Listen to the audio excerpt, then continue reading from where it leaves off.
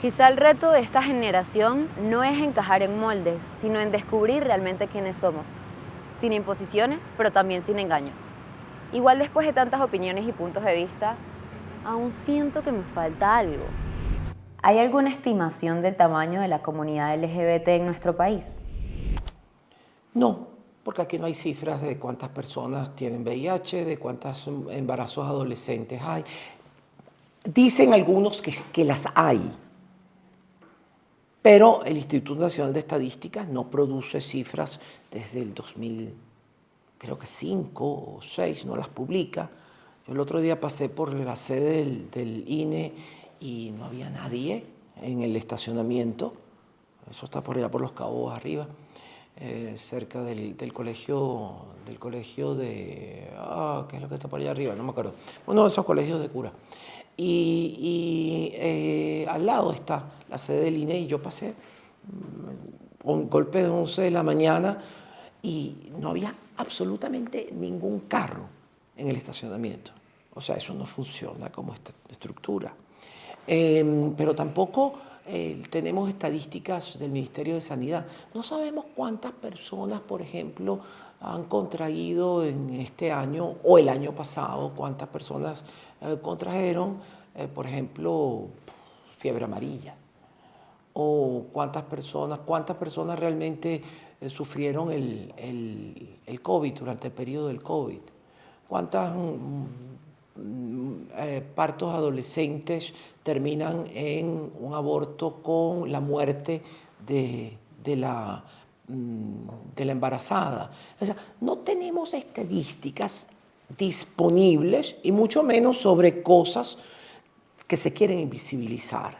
Y te digo, se quieren invisibilizar porque en ese justo Instituto Nacional de Estadística organizó el último censo que se quería hacer en Venezuela, y digo quería porque fue un desastre desde el punto de vista metodológico, pero hubo una pregunta relacionada con cuántas personas eran cabeza de familia en una estructura monomaternal o pluripaternal.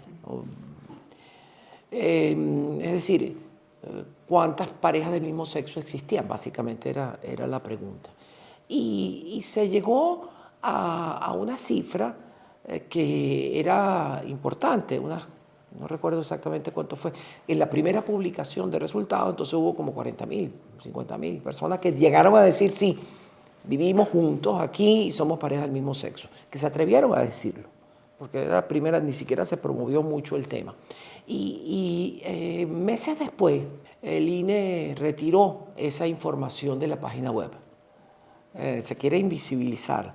La razón es que alegó en aquel tiempo ese organismo que hoy no existe, o fueron que había una falla metodológica. Había una falla metodológica en todo, aquí no hubo nada, o sea, ese censo fue mal instrumentado desde el inicio, pero no era con esta pregunta, era todas las preguntas, era cómo salía la gente a hacer el censo en la calle. A mí me censaron sin que jamás tocaran mi puerta. Entonces tenía yo tanto en la oficina como en la casa, tengo un sellito todavía censado.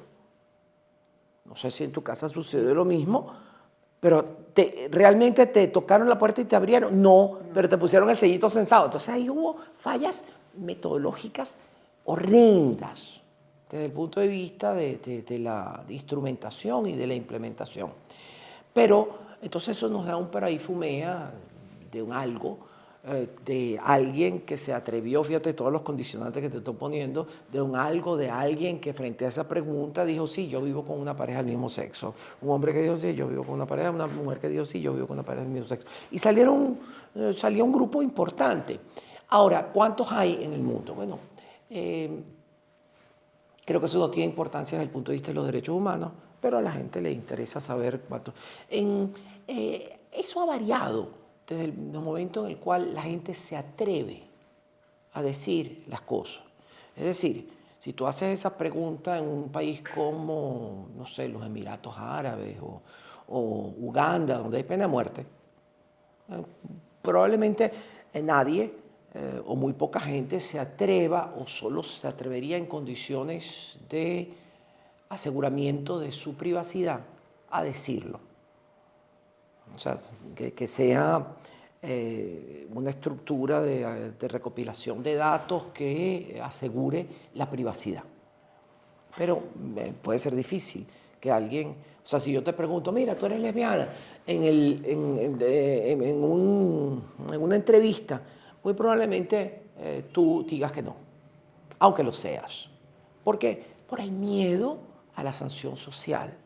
Entonces, para asegurar que sobre datos sensibles, y los europeos se han ocupado mucho del tema de los datos sensibles, recopilados por medios electrónicos, y hay toda una regulación importante en esa materia. La recopilación de datos sensibles tiene muchas veces, o pasa muchas veces, para que el efecto de recopilación de datos sea efectivo, pasa por el aseguramiento de la privacidad. Si tú estás en un salón de clase y pasas una encuesta, para que esa encuesta eventualmente, con una cosa así como, ¿alguna vez te han pegado en tu casa? ¿Tú le has pegado alguna vez a tu hermanito? ¿A ti te gustan las personas? Cualquier cosa, no importaría. No habría ninguna diferencia en cuál sea la pregunta. Pero podría ser también cuál es tu orientación sexual o cuál es tu identidad de género, tal, qué sé yo. No te van a responder a menos que se asegure la privacidad. Y eso es para todo. Entonces, los estudios que han venido, esta es una introducción de cómo se deben recopilar los datos sobre materias sensibles, o cómo tendrían que ser recopilados para que tengan un resultado válido desde el punto de vista estadístico. Entonces, lo que empieza a suceder es que en la medida en que la gente siente más confianza o se atreve, porque está fuera del closet, a responder abiertamente una pregunta, entonces cambia el resultado numérico, cambia el resultado estadístico. Históricamente, el resultado, bueno, fíjate que quien manejó por primera vez un resultado sobre este tipo, si tú tenías, lo manejó sobre las prácticas sexuales, que fueron las encuestas que hizo la pareja Johnson.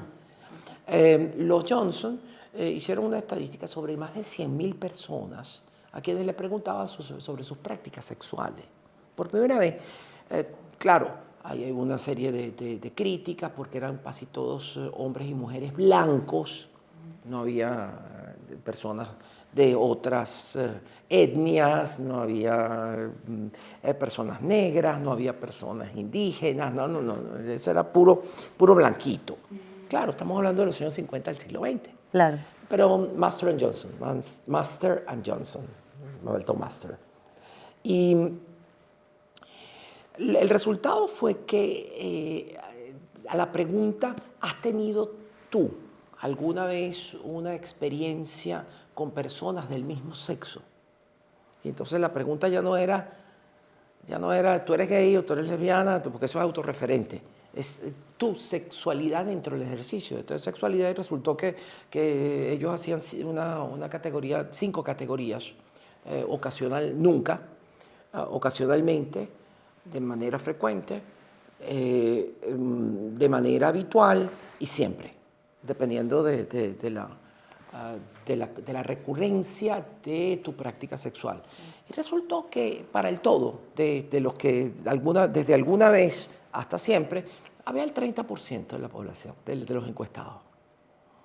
Y eso dio un golpe de timón enorme al análisis sobre la sexualidad. Porque estaba hablando de que al menos el 30% se había dado por lo menos un beso, porque las prácticas sexuales iban desde besos, caricias o prácticas sexuales propiamente dichas con penetración o con tocamiento de las partes íntimas. Es decir, tenía toda una serie de niveles, pero estaba hablando del 30%. O sea, por lo menos un besito. O si no, hasta prácticas recurrentes o prácticas exclusivas con parejas del mismo sexo. Ese estudio para ciento y tantas mil personas nunca, de Master and Johnson, nunca se volvió a replicar. Pero la Universidad de la UCLA, la Universidad de California de Los Ángeles, tiene un instituto que se ocupa del tema LGBT. Y ese instituto ha producido estadísticas en los últimos 10 años o 15 años. Y lo que ha venido ocurriendo es que en la medida en que los primeros estudios hablaban de un 6.5% de personas que ahora se autodefinían gay o lesbianas o bisexuales. O sea, autodefinición, ya no es tu práctica sexual. ¿Por qué es importante el tema de la práctica sexual? Porque es que, por ejemplo, en los llanos es muy común que hombres tengan sexo con hombres, pero que no se definirán jamás ni dirán que son gay. Es muy usual esa práctica sexual. Y entonces el tema de autorreferirse dentro de una identidad gay, lesbiana, bisexual, o luego una identidad de género como ser una persona trans, o una identidad biológica como ser una persona intersex, pasa por un periodo de toma de conciencia y de expresar una idea autorreferente. Y una idea que además tiene connotaciones políticas. La misma connotación política que tendría, por ejemplo, para una persona descendiente de esclavos africanos que diga yo soy una mujer negra. La negritud, en este caso, asume una manifestación política reivindicativa, ¿correcto? Claro. De identidad social, cultural y además de las consecuencias de exclusión que derivan del color de la piel. O sea, de todo eso y de la lucha por la igualdad. Todo eso está implícito en decir yo soy una mujer activista negra, que no lo soy yo, pero la persona que lo diga sí. Claro. Pero la persona que dice yo soy gay, yo soy lesbiana, yo soy bisexual, yo soy una persona trans, yo soy una persona intersex, y lo dice públicamente, lo dice como un mecanismo de asunción de una voluntad política de cambio. O sea, no lo dice porque dice, no, es gay. No, lo dice, yo soy gay porque tal cosa, yo soy lesbiana porque tal cosa. Es decir, estás asumiendo una orientación sexual y al mismo tiempo, al verbalizarla, estás asumiendo una voluntad de cambio político. Por ende, es una identidad política. Por ende, tu sexualidad es política en ese caso. Se convierte en un instrumento de cambio político.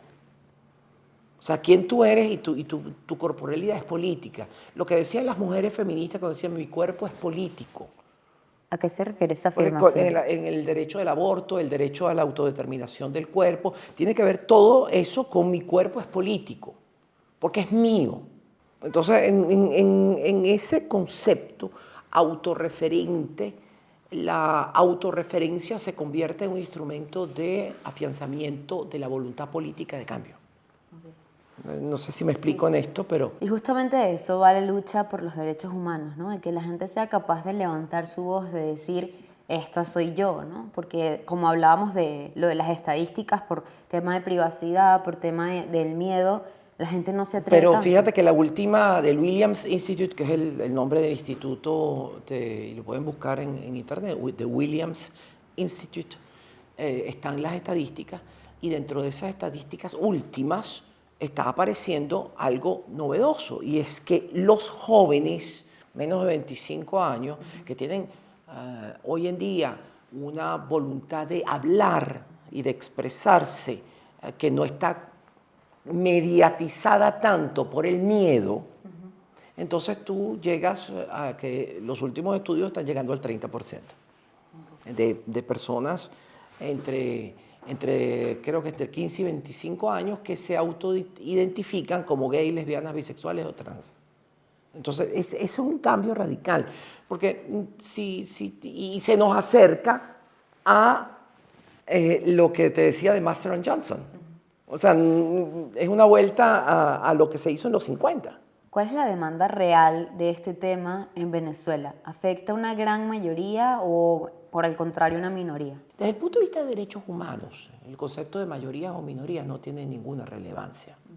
Porque todas las personas, desde el momento en el cual la Declaración Universal de los Derechos Humanos dice todos los hombres, todos los seres humanos nacen libres e iguales en dignidad y en derechos.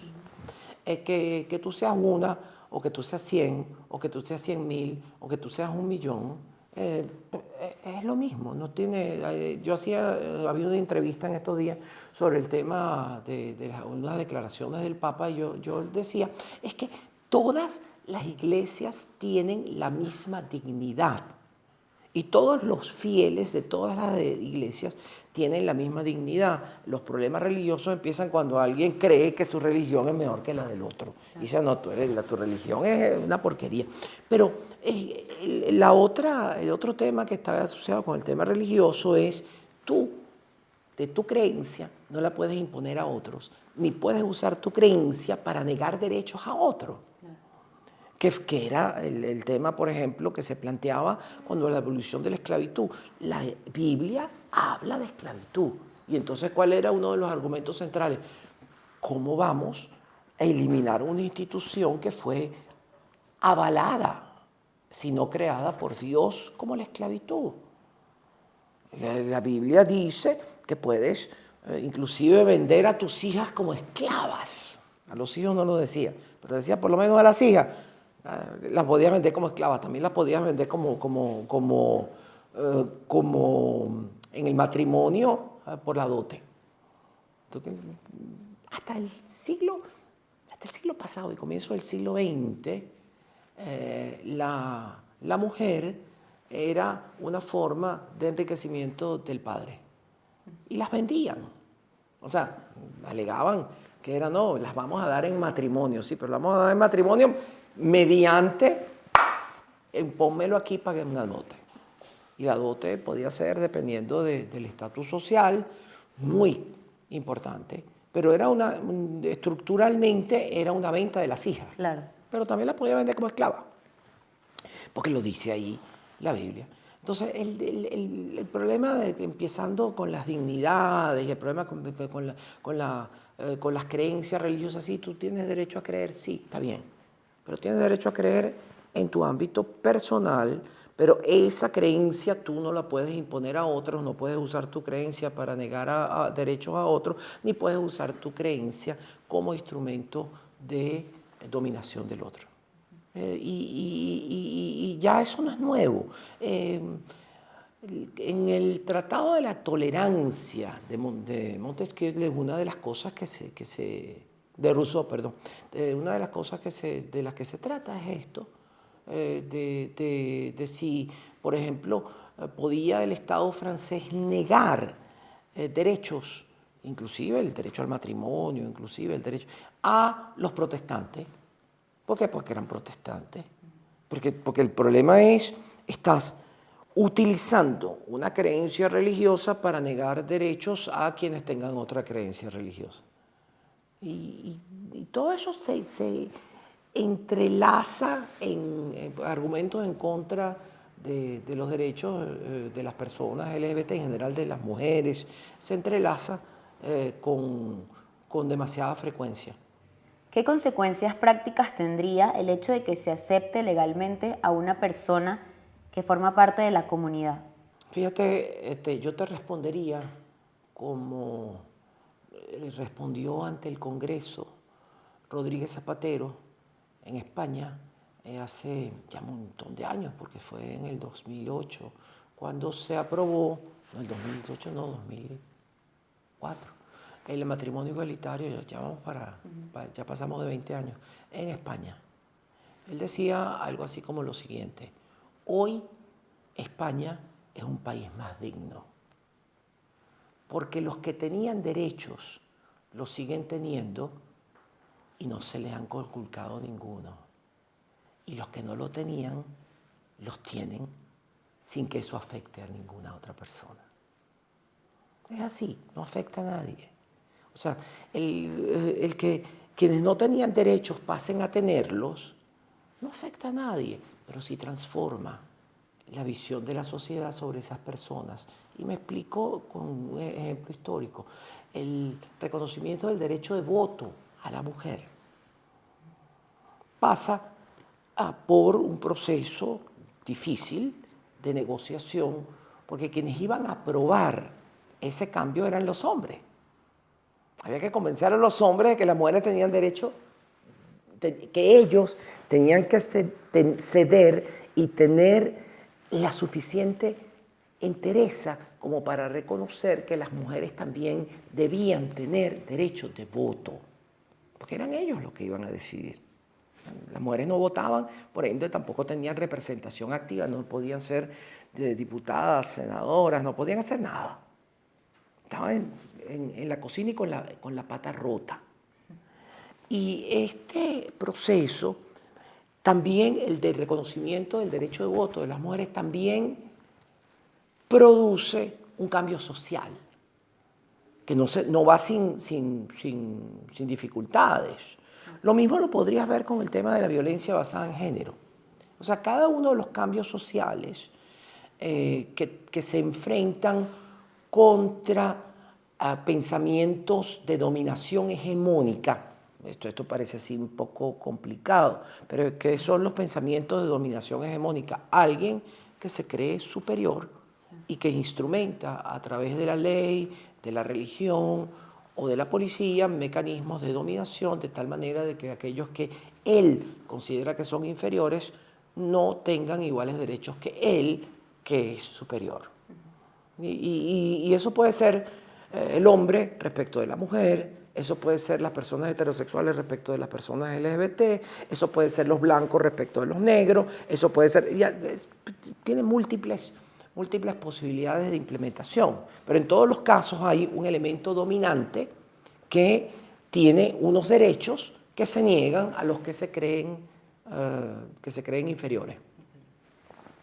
Y entonces el proceso de reconocimiento de esos derechos es el que puede, a través de la ley, servir de instrumento de cambio.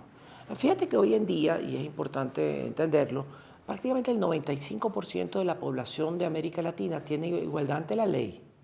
El reconocimiento del matrimonio igualitario, de la comaternidad, de la copaternidad, de la identidad de las personas trans sin necesidad de operaciones ni de ningún requisito patologizante, y la protección contra la discriminación y eventualmente los crímenes de odio existen en México, Colombia, voy a ir de arriba para abajo: México, Cuba, Costa Rica, Colombia, Ecuador, Brasil, Uruguay, Argentina, Chile, Bolivia, de manera parcial solo en cuanto al tema de uniones civiles y el reconocimiento de la identidad, y en algunas islas del Caribe como Aruba, Curazao, Bonaire, por supuesto en Puerto Rico.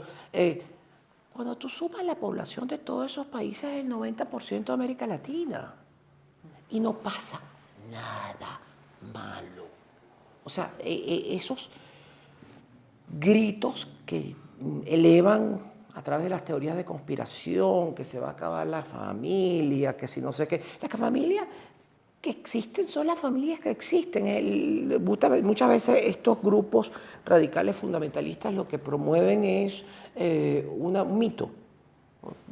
Si el 70% de las parejas que se casan se divorcian, si en este momento en Venezuela solo alrededor del 20%, 25% de las parejas que se casaron continúan casadas luego de 15 años. Si están casadas en segundas, terceras, cuartas nupcias, con hijos tuyos, míos, del otro, y tal y qué sé yo, esas no son las familias que dicen estos grupos fundamentalistas, porque la única familia que ellos quieren reconocer es la familia nuclear originaria, nunca divorciada, que nunca ha montado cachos ni ha tenido familia paralela. ¿Cuántas hay? Te echo otro cuento. Mercedes Pulido, gran amiga mía en su época, fue quien promovió la reforma del Código Civil venezolano para establecer tres cosas importantes. Uno, la igualdad de hombres y mujeres en la administración de los bienes de la comunidad conyugal. Dos, la igualdad de hombres y padres y madres en el ejercicio de la patria potestad. Mi mamá nunca ejerció la patria potestad sobre mí. Mi mamá no podía firmar la boleta del colegio. Ella no tenía ninguna capacidad. ¿Por qué? Porque ella legalmente no tenía representación legal. Y, en tercer lugar, el reconocimiento de los derechos de las parejas no casadas. Bueno, un cuarto elemento, la eliminación de las categorías que existían de hijos naturales, hijos legítimos, hijos incestuosos, todas esas categorías legales que negaban derechos a ciertos hijos y los sometían a un trato infamante. No, tú eres hijo natural. Entonces el otro tenía que ser, tú eres hijo artificial, digo yo. Entonces, fíjate cómo ella lo mete en el Congreso de la República en el año 81. Y entonces hubo reticencia de algunos grupos, particularmente de los copellanos, que ella era copellana, por cierto. Los adecos pasaron eso y delegación, sí, vamos a votar a favor. Otros grupos minoritarios, como el Partido Común, todos ellos votaron a favor. Pero los copellanos, sobre todo en el Senado, tenían un poder prácticamente de veto. Si votaban en contra, se paralizaba el proyecto, se eliminaba el proyecto, porque eran las dos cámaras. Entonces ella hizo algo, me contó de primera mano, o sea que yo no estoy sino repitiendo lo que ella me confió y me dijo, sí, claro, puedes hablar de eso. En conversaciones que teníamos en el cafetín de la Universidad Católica, pues estábamos juntas dando clases más o menos a la misma hora y teníamos más o menos la misma hora libre. Entonces nos sentábamos a tomar un café y nos poníamos a hablar. Entonces me dice, mira, ¿cómo rompí yo esas reticencias, esos obstáculos? Yo me uní con las secretarias de todas las comisiones y del Congreso, del Congreso. ¿Quiénes eran las secretarias? Las amantes. Las amantes de los diputados y de los senadores. Esas eran las que estaban ahí. Y tenían hijos de esos diputados y esos senadores. Entonces, yo levanto un expediente de cada uno. Entonces me lo llamaba a mi oficina y yo les decía, mira, yo sé que tú no quieres votar a favor de esta reforma del Código Civil, pero también yo sé que tú tienes esta familia paralela, que tienes tantos hijos, que tienes tal y qué sé yo, y yo no quisiera tener que revelar esto, porque seguramente tú estás votando en contra para evitar que estos niños tengan derecho, para evitar... Y te quedaría muy mal. Además van a saber que tú, que andas por ahí diciendo que la familia, que no es la única familia, tal y qué sé yo, tienes otra, con un poco de niño. Entonces así fue como se aprobó la reforma del Código Civil.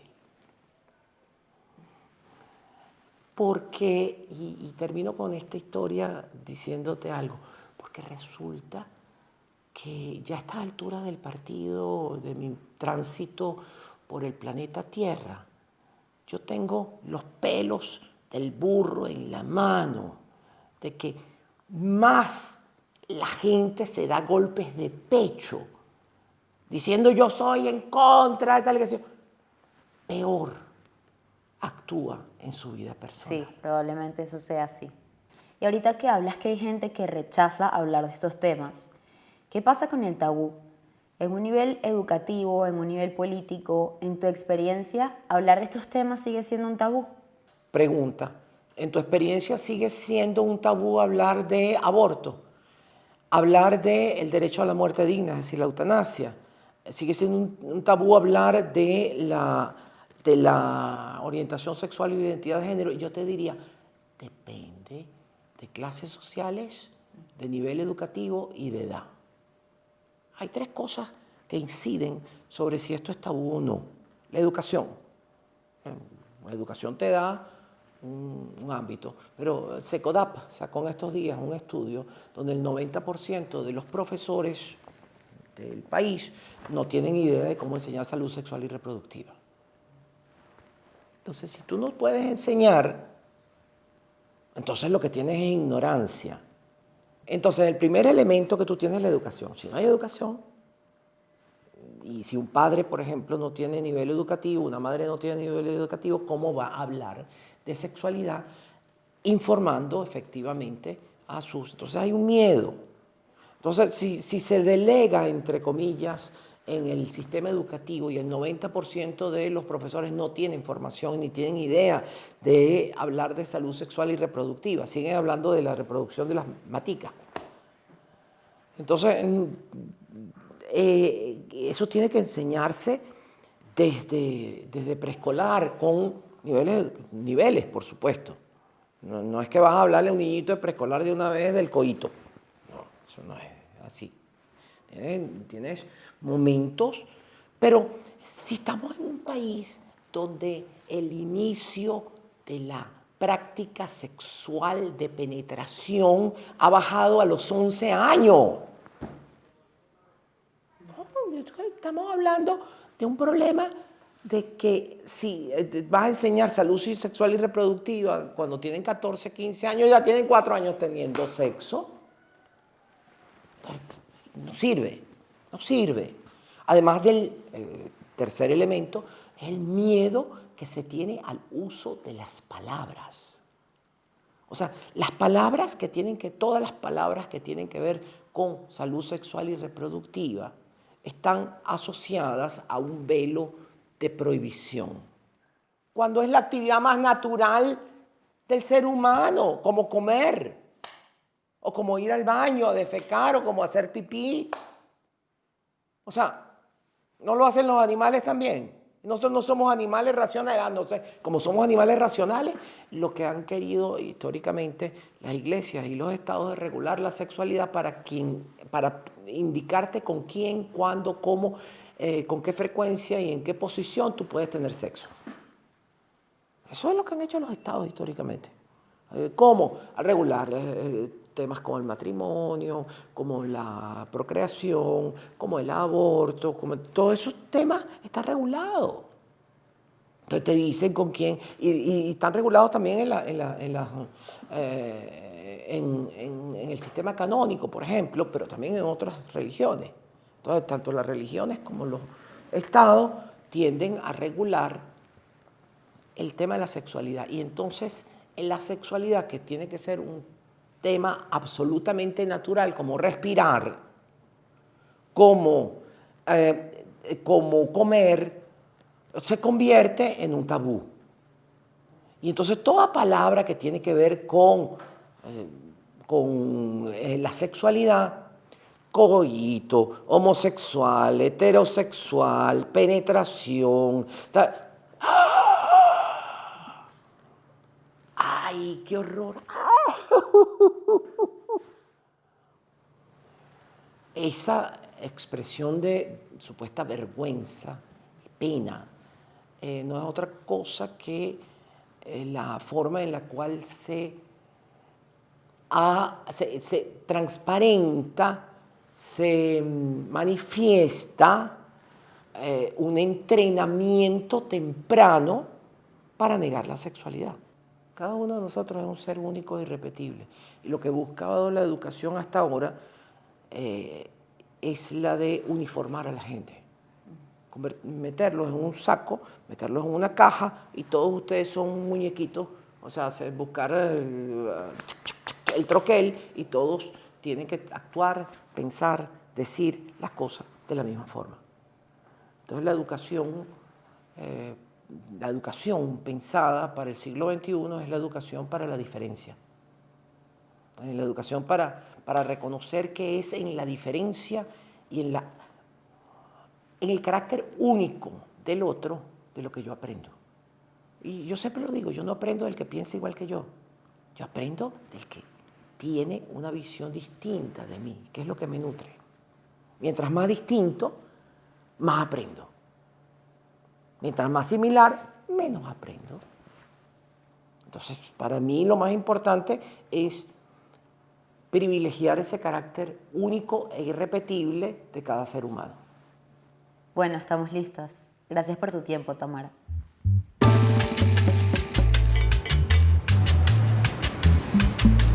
Lo cierto es que en un país que cambia, lucha o a veces también se resiste, temas como la sexualidad y el género todavía nos incomodan, nos dividen o nos liberan. Yo no tengo todas las respuestas, pero sí tengo una cosa clara. Y es que cuando reducimos a una persona a lo que siente o a lo que desea, nos quedamos cortos. Pero también cuando le imponemos una identidad sin conocer su historia, nos equivocamos y estamos apagando una parte de su humanidad. Quizás la solución no está en romper todos los moldes, sino en identificar cuáles nos limitan y cuáles nos sostienen. Porque al final no todo lo que heredamos está mal, y no todo lo nuevo está bien solo por ser nuevo. Somos cuerpo, alma e historia. Y quizás la libertad verdadera no esté en reinventarnos desde cero, sino en reconciliarnos con nosotros mismos, descubrir el sentido de nuestra vida y vivirlo en plenitud. Yo soy Ari, esto fue Criollo Sapiens, y recuerden, cuídense el dulce porque hay mucho bachaco.